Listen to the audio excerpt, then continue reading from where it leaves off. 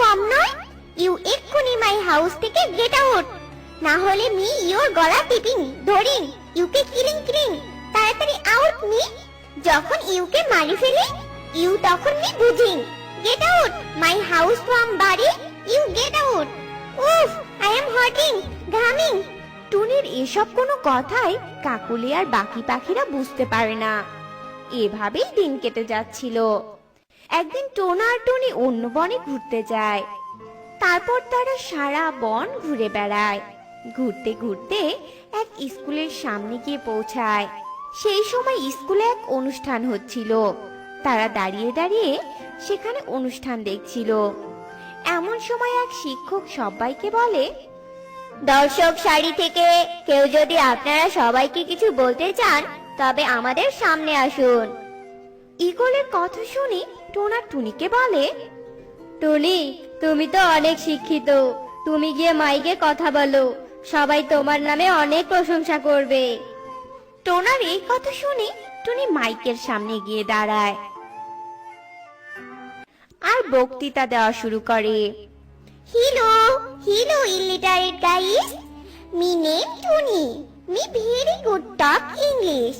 And I am very good for looking beautiful.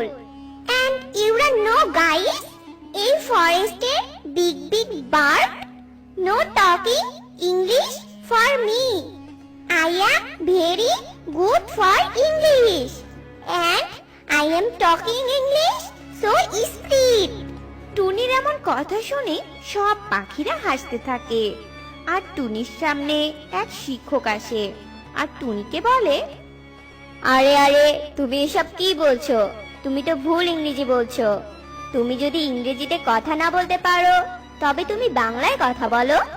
কিন্তু ভুল ইংরেজি বললে সবাই তোমাকে নিয়ে উপহাস করবে। যেটা জানো সেটাই বলো, না জেনে তো কোনো কিছু বলা ঠিক নয়, তাই না? শিক্ষক ঈগলের কথা শুনে টুনি তার ভুল বুঝতে পারে এবং সে স্বীকার করে যে সে ইংরেজি কিচ্ছু পারে না। পাখিদের মুখে শুনে শুনে সে ইংরেজি শিখেছে। তারপর সে তার ভুল বুঝে তার স্বামীর কাছে ক্ষমা চায়।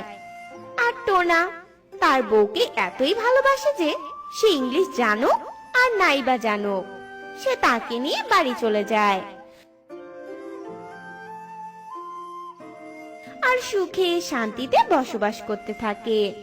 তো বন্ধুরা, আমরা মাঝে মাঝে নিজেকে স্মার্ট দেখাতে গিয়ে অন্যের কাছে নিজেকে হাসির পাত্র করে তুলি। তাই কিছু না জেনে বড়াই